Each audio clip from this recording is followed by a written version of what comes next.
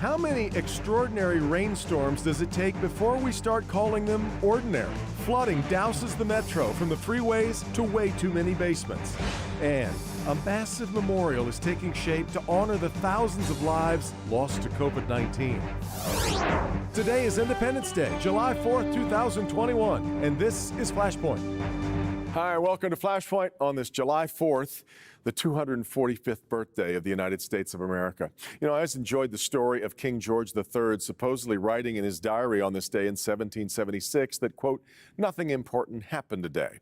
Well, it turns out it was exactly that, just a story, and an apocryphal one at that. King George never kept a diary. Alas, one more good story ruined by the truth. There will be bombs bursting in air tonight, as there always is on the 4th. We had them roaring over Lake St. Clair on Monday evening with the Ford fireworks. There was also quite a boom on Thursday as the indictments came in against the Trump Organization and its chief financial officer. We'll see where that goes. But much of the focus in our area for the last week has been on water. Way too much of it, seemingly mocking our overwhelmed and too often poorly maintained systems for handling it. So many neighborhoods that look like they're holding mass garage sales, but no, that's just the ruined carpets and furniture and appliances that are now soggy trash. Today, how do we solve this far too frequent problem? What does it say about our long-running fights over infrastructure spending? And a little later on, the plan to honor the lives lost to the pandemic. It's all today on Flashpoint.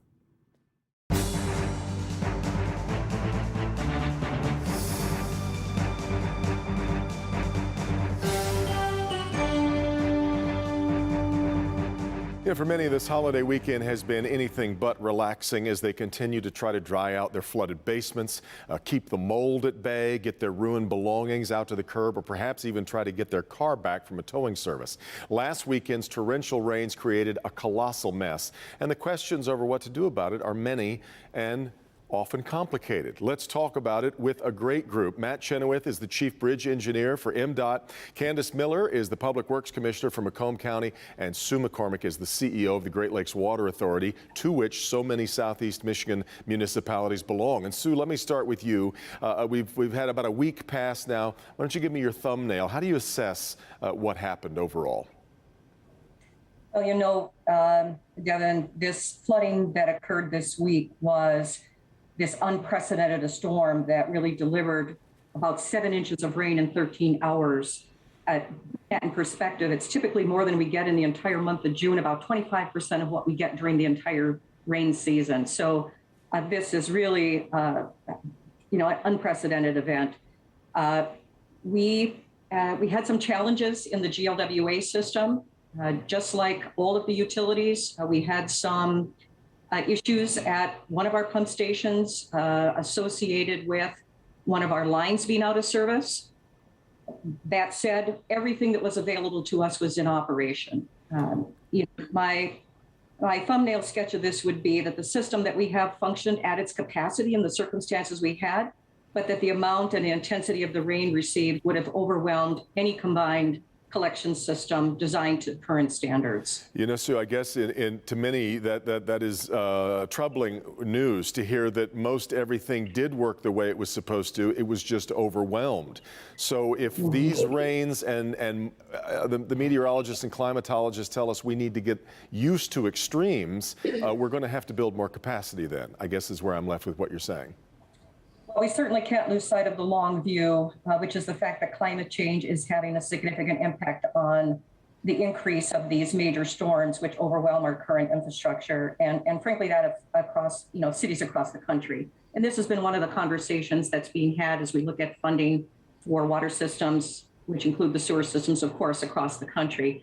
You know, as a regional authority, we have the ability to pivot our attention to take a look at both the short and long-term demands for the system, like we have seen this week, of preparing for the long term. I will tell you that our recent wastewater master planning effort that we looked at with all of our regional partners and in the region focused primarily on water quality and service levels. And, the long-term solution, we looked at doing all of the separations of these systems so that we could eliminate sanitary sewer overflows and backups. For our region, that was estimated in the $15 to $17 billion range. So that's certainly, a huge challenge for us as a region to take a look at where those resources to do that. Well, in fact, Candace Miller has talked frequently before about the plans that she forwarded for what it was going to take to get the system together, built up for the long term, and she got a sort of a big no from Lansing on that. But Candace, take me through your thumbnail of what happened, because while St. Clair Shores did not have the problems that community often has in the flooding, you talked about you had your big 3 pumps were the alarms were going off. They were overtaxed through most of the bulk of this, the intense part of this storm as well. Yes, at our Chapaton pump station, which is right at 9 Mile and Jefferson in St. Clair Shores, that's our big retention basin. We send our flow down the Jefferson pipe, the pipe that goes down Jefferson, to the Connor Creek pump station, which is operated by the Great Lakes Water Authority.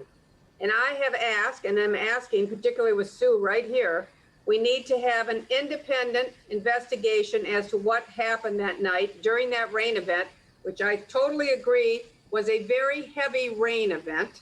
However, we need to know exactly what happened or didn't happen properly at the Connor Creek pump station, because what happened, for some reason, again, I don't know if they didn't have enough manpower, if they didn't have enough generators, if they had pumps out, power outages, whatever, it did not run optimally.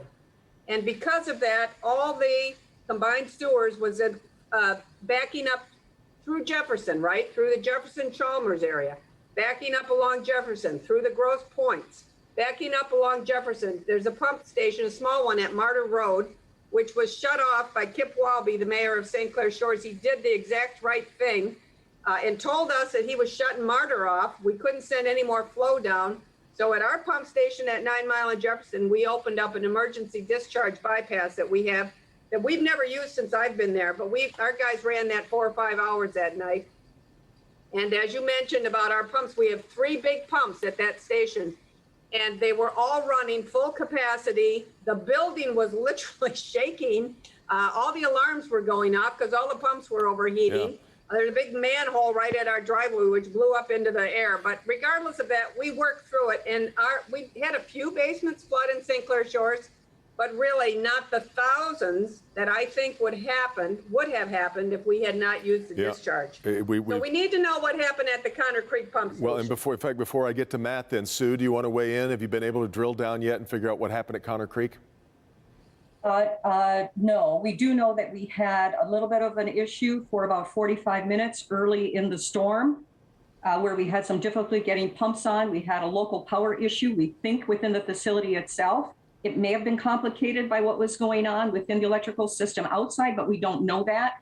This is going to require an after-event analysis. And Candace, we have recommended to our board that in addition to our after-event analysis that we will typically do as an organization, that the board commission an independent analysis from an engineering firm or consultants that would report directly to our board. We too want to make sure that we have all eyes on this to look at not only could we have done better and are there things that we could do differently, or whether there are options or alternatives for improving the performance of the stations. Now, you do know that both the Fruit Station and the Connor Station work in these storm events, and both of those stations are scheduled for replacement in our capital plan and have been approved. We're actually acquiring property. So if there's something we need to do in those designs of those facilities, we want to do that. Let me bring Matt in here. Matt, it's easy for all the old saying is all politics is local. Well, all flooding is local when it's your problem. And of course, it's easy to start to drill down and think that this is maybe was specific to Jefferson Chalmers, specific to Grosse Pointe, but it was everywhere. We saw this massive problem in Dearborn, and your problem was different as well, Matt, with what we saw on the roadways. Detroit has obviously a structural issue with so many of our highways being below ground, they just couldn't keep up. What happened on the roadways? Yeah, that's correct, Evan. So if we go back to the 1940s and 1950s, when the freeway planning was being done through the city of Detroit, most of the freeways are in fact depressed freeways, and that at the time, for environmental reasons, was the right thing to do. Right, all of that congestion is not on the surface streets. We retain service drives. It's good for noise mitigation. But it does present a problem where we are reliant upon a storm sewer system, an electrical grid that can, power the pump stations. And so what had happened the other night is similar to what's happened in previous heavy rain events, is that when we lose power in the power grid, the pump stations lose power as well. Now, MDOT, whenever we go in and rehabilitate our pump stations or rebuild our roadways, we try to build redundancy into the power supplies so that we don't have these issues, right? We'll have one, underground feed and then one emergency feed that can go overhead. We have crews that have mobile generators that plug into these pumps, but it's a systemic issue, Devin. You've got a freeway that is designed for a certain rain event, a 100-year event, and we get a 200-year event. And so the freeway drains the lowest point, the pump station pumps it up into the local system, and then it pumps it into the waterways, the rivers. And all of these things are getting hit at the same time. From an overall structural resiliency perspective, we're finding at MDOT when we go in and we replace a bridge over a waterway, we are increasing the span lengths of our bridges by 30%, so we can allow more of a hydraulic opening. Yeah, this new normal that I'm talking about. But, I suppose you're talking about the redundancy that you need. Matt, in a storm, the least surprising thing, I guess, is that the power goes out, right? Well, yeah, correct. I mean, the power does tend to go out, and that's why we have these mobile generators that we have crews that are in the Wayne County area. We have other pump stations in the Saginaw and the Flint area that we have to manage as well. But yeah, that is the power going out. And as Candace mentioned, the pumps overheating, that is a concern. Well, back to you, Candace, then. And where do you think we're going to get the wherewithal and the drive to actually spend what it's going to take? Because it doesn't sound to me like this was simply a matter of us turning different knobs or dials the next time this happens. We need more than that, don't we? Well, look, you have to make sure you're operating your stations that you have correctly, first of all. So there has to be an operational roadmap, if there isn't one now, for operating all of your pump stations to their capacity. And I mean, if you don't have enough generators, whether it's GLWA or Macomb County or MDOT or whatever, we better get them. Because whether it's climate change or whatever it is, guess what happens in Michigan? It rains, and it's going to rain again. So let's get better prepared. And what happened here, yes, there was a lot of rain, but it also sounds like there were some operational issues that made everything much, much worse. And we have to do a better job, because guess what? We need to be better prepared. So we have to have the political will to do what we need to do. We need to spend more money, of course, on infrastructure. I always talk about that. But some of these things can be fixed internally. And so, we have to be able to walk and spit at the same time here. Sue, it's interesting that so many people along this system are making independent decisions, like the one that Candace Miller made, like they made in Detroit and in other parts, these other members of the GLWA, and yet those independent decisions are all coming together in one system. That seems sort of built for confusion and chaos, isn't it? It is. And when we did our wastewater master plan, we said exactly that. We started with a really simple message, and that was that the pipes don't know the boundaries. We've made a tremendous amount of investment in the region, but it's been made in a very segmented manner. We don't operate it as one system. So the kinds of things that Candace mentioned about not being able to get into the system, that should be visible to her, so that decisions about discharging these sewers can be made in the right moment when that's visible, rather than trying to force more water down a pipe that can't handle it and resulting in backups and overflows in other locations. We have some of that now. The boundaries of our communities are often also the boundaries of their permits. And so they're doing what a permit requires them to do, but the permits don't knit together well. We identified all of that in our master plan effort. Yeah. So we know we need to work on a regional operating plan, and we have gotten a nod from Eagle for us to do that. We're working on that. We also know that there are some ways that we can think more about where the next best investment is, rather than thinking about each system looking at their investments independently. We've identified projects to optimize existing infrastructure, and we're working to do those as well. So I think we've begun the regional think. that will actually give us the best use of the existing public investment as we move forward. That would help. Lastly, Matt, I've got just a couple of seconds left. What do you need for this not to happen again? We're not going to raise the highways. In fact, I was wondering, isn't there a way to shut down the highways before it gets to this point so that we don't have all of these cars stuck and then trying to turn around and drive the wrong way on the freeway? Yeah, we can do that, Devin. We have our Transportation Operations Center that monitors traffic. But like Sue mentioned, it's a function, and Candace mentioned, it's a function of investment. And I'll give you an example. Right now, we're working on our I-75 Segment 3 project, which is a $1.4 billion road reconstruction. And as part of that, 100 feet down, we have a 14-foot diameter collector sewer for all of the drainage for that area. And it's going to be metered out into the Red Run drain. We're doing similar things with our I-94 reconstruction, where we're storing the water and we're metering it into these rivers and streams, because we can have the best decision making, but when the streams are overflowing, it can't take any more water. We're going to have to spend smarter money, no doubt about it. I knew I had a great group together to talk about it. Thank you all so much for your thoughts, and here's hoping we can get the steam together to make the changes and put them in place as we need to in the future. Thanks so much. We'll take a quick break. Back with more on Flashpoint on Local 4.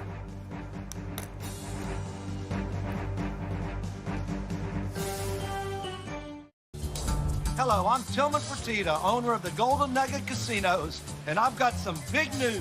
Drum roll, please.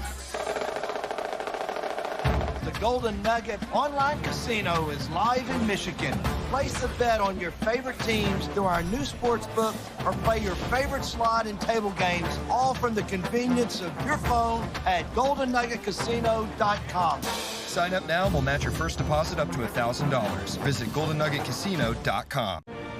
Just a reminder that the rocket's red glare and the bombs bursting in air are brought to you this and every 4th of July by Phantom Fireworks. With state-of-the-art showrooms nationwide, we are America's #1 destination for brighter, louder, safer fireworks.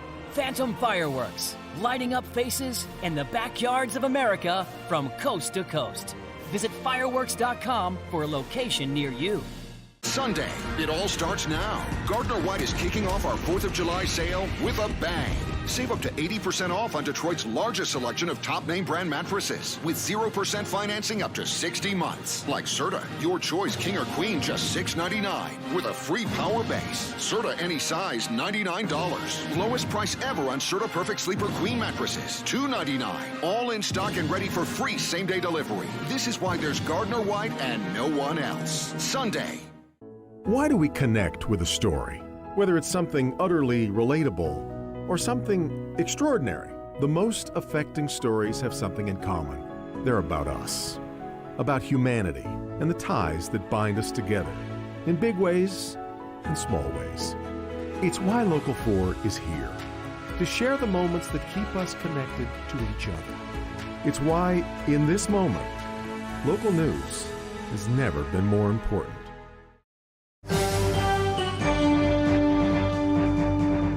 Welcome back. The pandemic, of course, left thousands of Metro Detroit families forever altered, and that heartache led to a new effort to remember the lives lost to COVID-19, and I wanted to talk about that this morning as well. Joining us, Rochelle Riley, very familiar face and voice to Detroiters, the director of Detroit's Office of Arts, Culture, and Entrepreneurship, and Rachel Frierson, who is the director of programming for the Detroit Riverfront Conservancy. Happy 4th of July to both of you. Great to have you here today. And Rochelle, let me start with you, and I'm going to assume that, like so many other Detroiters, you know way too many names and faces that we lost over the last year and a half. It has been heartbreaking from the beginning and continues to be heartbreaking. And one of the things that we wanted to do, thanks to folks like Rachel, is to focus more on healing, making sure that we're helping people get to a point where we are really savoring those memories, the good memories, but not constantly thinking about death. So we wanted to find something bright and exciting. It was last summer that we did the 15 funeral processions around Belle Isle. So this time we want to take thousands of happy memories and do something great with them with this huge arts installation. And Rachel, for the Conservancy to be involved, I think it makes sense really as we start to understand that the mission of the riverfront more and more is to become a gathering place, right? A collection point for Detroiters.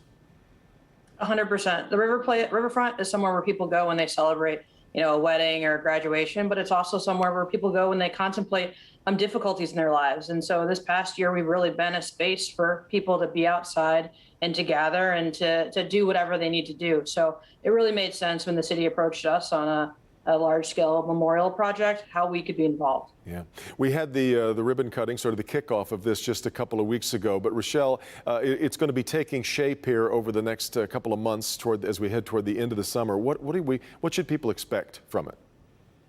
Well, what we're asking people to do is, and this is organizations, churches, any group can do this, host what's called a making station. This is what Rachel calls the space. It can be a card table in your neighborhood or a big table at a banquet hall, and make these packets. She has a couple she can hold up. And these packets contain memories, and we're not just looking at loss of life, Devin, we're looking at loss of home, loss of hope, lost jobs, anything that brought you some pain, and you're going to be able to write about it, put it in this packet. We're going to take thousands of them, and they're going to create this large installation that's going to cover a whole wall of the TCF Center. And Cranbrook Art Museum is handling that curation and installation. So we'll be collecting these from around the region. This is not just Detroit, this is a regional.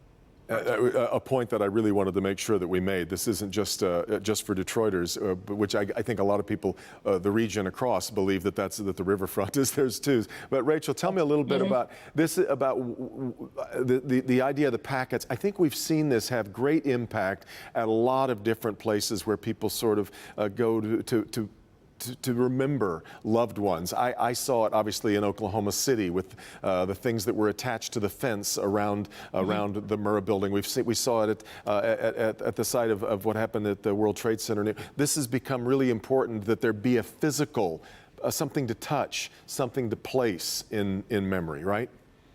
Yeah, this project came to us through Sonia Clark, who's a Cranbrook educated artist, but she's been doing this around the world, world-renowned artist, and it's called the Beaded Prayers Project. We're bringing this to Detroit as the memorial, the Healing Memorial. And so just as Rochelle said, you can make these small kind of fabric patches inside are sealed with those memories, those intentions to a loved one. And that's very personal between you and what's on the wall. But then gathered together, it's this great tapestry of all those memories, all those feelings, and all those thoughts. So you can use fabric from one of your loved ones or something that's important to you. But the other essential thing is to make sure that you add a bead to it. And all those instructions are on our website, DetroitRiverfront.org/the Healing Memorial. We're going to make sure we get that link to our website at the Flashpoint page on Click on Detroit as well. How long do you expect that it will all remain in place, Rachel? So we're going to be collecting these all summer. It's going to be a busy July for us. We're really excited and just to get all these people to participate. And then Cranbrook will be working on installing these together. And then Rochelle, I'll let her announce the date, but it looks like the end of August we'll be putting this at the TCF. We're going to unveil this on Detroit Memorial Day, August 31st, 1 year from last year's Detroit Memorial Day, when people will be able to see it for the first time, and it'll stay up all year. One of the reasons that I think this is so important, Rochelle, and I know you've thought about this a lot, is that we really were never able to, and we've talked about this on the program quite a bit, we were never able to properly grieve the lives that were lost. We weren't able to hold funerals the way that we normally do. We weren't able to hug people who were going through loss. We weren't even able to be with the people as they were dying in too many sad cases. I'm going to assume you see that that's why this is all the more powerful and necessary. This is as important as it was last year, and it'll be important every year of this pandemic, which is not over. We want to tell people to take those holes in their heart and put those special moments in these packets and then watch it grow all over that wall. And it may outgrow that wall, but it's going to start on that huge wall, that installation where they can see all of those memories and all of that hope. Rachel, let me let you finish with a few thoughts on that topic as well. Yeah, this is really important to me personally. I lost my husband last year to cancer. But a lot of us went through those moments where you didn't get to do this grieving process. So I really respect the city and all our partners who have decided to come aboard and really recognize that we are going through something and that we can't just, brush it under the rug, and we should honor and love those people that we lost and all those things that we lost as well. So I really hope you guys join us in this project. Yeah. It means a lot to me personally and to us. Sure, absolutely. And it's going to be one of these things that is this powerful collective moment made up of so many powerful individual and private moments. Thank you both so much. Good luck. And we obviously will be watching with great eagerness as we head toward August 31st. Got to take a quick break. Back with more on Flashpoint right after this. Live in the D is making your morning sizzle. Weekdays at 10 a.m. on Local 4. Throughout this pandemic, you've stepped up when we needed you most. From testing to treatment, you've brought comfort to countless communities. And now, your efforts to help deliver millions of COVID-19 vaccines to your neighbors are making such a meaningful difference. To our Kroger team of healthcare providers working across our pharmacies and clinics, thank you for continuing to rise to the challenge. Because of you, our better tomorrow begins today. The Local Forecasters app's got it all. Plus your favorite weather guys with updates from Storm Tracker 4. Download the Local Forecasters app, powered by ZTE. It's coming.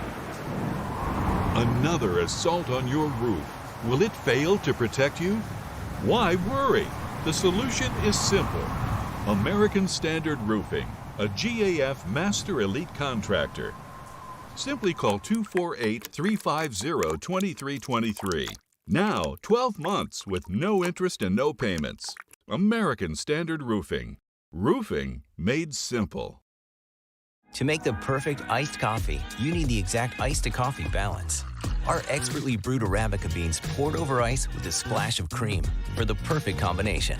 For $1, get a medium iced coffee or vanilla iced coffee after 2 p.m. at Tim Hortons. It's a new day in Detroit, and you can feel the change in the air. There's so much going on, and we want to make sure that we're here to get you ready for it. Of course, Local 4 will give you the information that you need, but we'll also start your day off with a smile. Good morning, and thank you for waking up with us. Detroit is a special place. When we're knocked down, we always get back up. And right now, every day is a new opportunity. See you in the morning on Local 4 News Today.